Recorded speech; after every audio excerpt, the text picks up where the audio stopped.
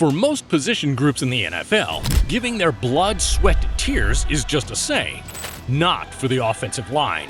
Offense, that's a way to step up, man. That's a way to step up. There you go, Skip. Keep throwing up, whatever you're doing over there. That's a way to freaking lay it on the line. But beyond the rough O-line greats like Jeff Saturday and Jason Kelce, the Swiss Army knife Damien Woody, who's played 4 different positions, who are the flat-out scariest offensive linemen of all time?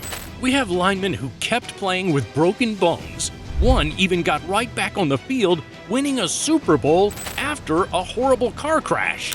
This first offensive lineman didn't just scare the defense, he also terrorized his own teammates. Richie Incognito was drafted by the Rams in 2005. In 2006, he was already getting in fights at training camp. He played some center and a lot of guard. His aggressive playstyle often went after the whistle. He was full of dirty moves. Defensive players expected pain when facing Incognito. He was traded to Buffalo, then found his way to Miami, where he finally had a Pro Bowl season in 2012. The very next season, the bullying scandal. Richie Incognito was suspended by the Dolphins, missing half the 2013 season, and not playing in the NFL at all in 2014 due to the accusations from his teammate Jonathan Martin that he was constantly harassing him, sending him threatening messages that were often racially charged. Incognito played 3 more seasons, all in Buffalo, all Pro Bowl seasons. But his name will always be synonymous with violent play and the bullying scandal. John Hannah was tougher than any player across from him. In fact, even at 9 years old, he was tougher than most adults. John Hannah is not only regarded as one of the top 10 offensive linemen ever, he's also regarded as a top 5 New England Patriot all time. After Tom Brady at number 1, many say number 2 is John Hannah. He had a devastating playstyle. Many called him a pure animal. He wanted to flatten anyone charging at him. He was a true force of nature and the quarterback's best friend. His playstyle dates back to 4th grade. He was teased by older kids about being fat. The kids even made a song about him. So Hannah's dad got his 9-year-old son onto the football team with middle schoolers so that Hannah could toughen up and show those kids he wasn't to be messed with. In Hannah's first game with kids 3 to 4 years older than him, he broke his nose.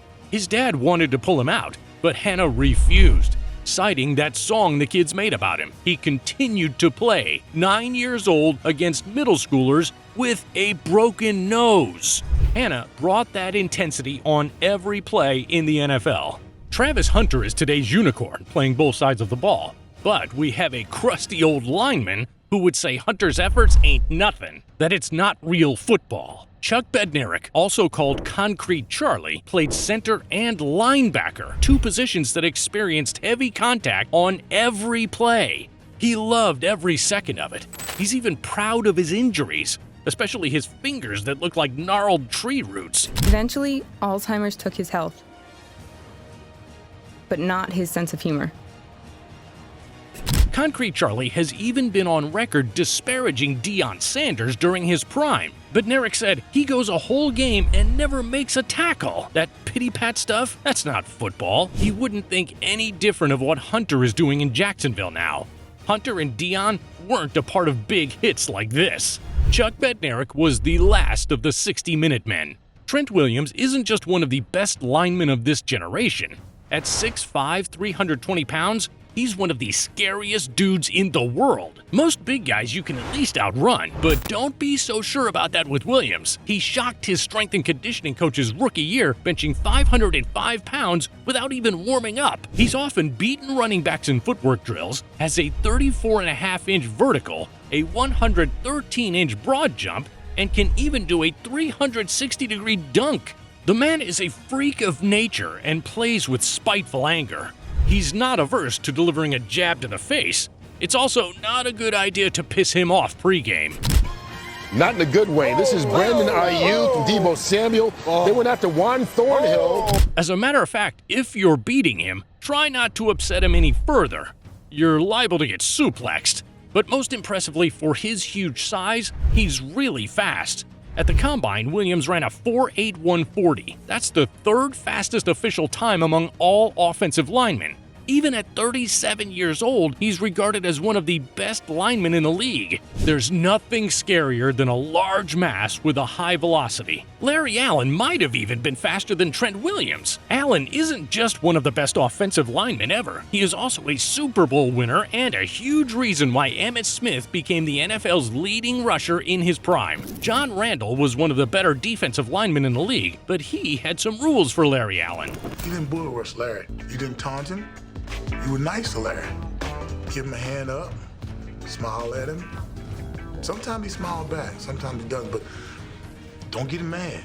John Randall likened Larry Allen's strength to that of a bear. The strongest man. I still remember that. 692 pounds. When a man can bench press 692 pounds, that man can launch you. But even scarier than that might have been his speed. If a defender intercepted a pass off the Cowboys and ran past the line of scrimmage, he no longer had to worry about big ol' Larry Allen, right? Wrong.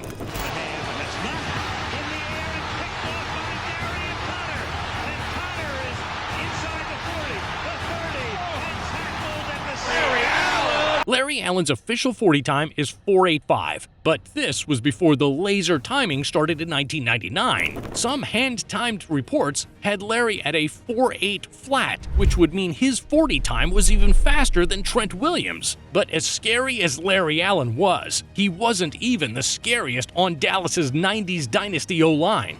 But first, we need to check in on the locker room vomiter, Dan Skipper. This man was feared and hated, but you couldn't help but to look up to him. Literally. It's a special brand of human being that could push himself to such a limit in a football game that he'd throw up after. The legend of Dan Skipper started in his college years at Arkansas. He'd fling people down with one hand, trample people, walking a fine line between aggression and straight up dirty. He always finished his blocks, sometimes after the whistle. He's taken shots at defenders in their nether regions when he's lost his cool, and he's coaxed defenders to lose their cool too, like a hockey player that just wants to fight, always teetering on the edge of earning costly penalties. Dan Skipper was voted as the most hated player in the entire SEC. Being hated is one thing, being feared is another, and the fear of Dan Skipper came from college to the pros. You've probably never seen anyone of his size, 330 pounds, 6'9". You'll see him in Honolulu blue, towering over the other Lions. He's the tallest active player in the NFL, and the 5th tallest player to ever play the game.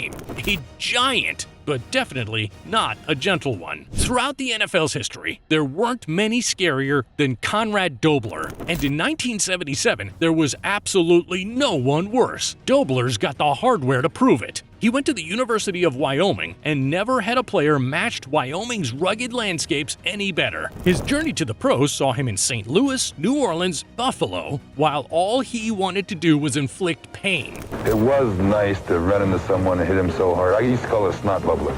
That's when you hit him so hard, you just see that little bubble of snot come out of his nose there. Dobler spit on players, kicked them while he was down. In between the whistles, he used his excuse of being an offensive lineman to cover his desire to hurt people. He was a lunatic. He even loved it when someone demolished him. And I'd get up and say, boy, that was a good one, but I'll tell you what, I'm going to find you before the game's over. We're going to trade this one off. Getting someone back didn't always mean it would be done in legal ways either. It might include a cleated foot to the body. But I enjoy pounding on them because I like to have them believe that, hey, here's a boy from Wyoming that just handed you your lunch. Everyone hated this guy, even his teammates. Conrad Dobler fought every day in practice for at least 3 years. I never saw anything like it. He fought every day, and he fought anybody that got in his way. All of this amounted to Dobler earning some special hardware. In a 1977 issue, Sports Illustrated dubbed Conrad Dobler as pro football's dirtiest player. But looking past 1977's dirtiest player, we have quite possibly the freakiest player to ever exist. A player who should have retired after a horrible crash, but just came back to be even scarier. Another one of those outstanding Cowboys O-linemen from the 90s was Eric Williams. I think I know the answer to this one, but meanest dude you know in the NFL that you played with in the That I past? played with Yeah. Eric Williams. He's often called the most vicious player to ever play the game of football. Williams did not even seem to care for the whistle to end the play, because either way, he was doing everything to beat his man. He wasn't interested in just winning on the play and blocking his guy. He absolutely wanted to demoralize him. Eric Williams entered the league in 1991. He played 11 games, starting 3. In the 1992 season, he became the full-time starter at right tackle. The Cowboys won that Super Bowl. Williams started again at right tackle the next season. The Cowboys won that Super Bowl too. After a victory in the 94 season, Williams had a terrible car accident, crashing into a concrete wall. He had facial lacerations, a broken rib, torn ligaments in his knee. Everyone thought he'd retire. But the vicious beast returned the following season, playing nearly every game. And after a 1-year break from winning Super Bowls, the Cowboys won it again with Williams' presence on the O-line. This man was one of the main contributors to the Dallas dynasty of the 90s, and he was the man that struck the most fear into the hearts of defenders, quite possibly ever. Thanks for watching. If you liked our video, be sure to subscribe and check out our other videos on the screen.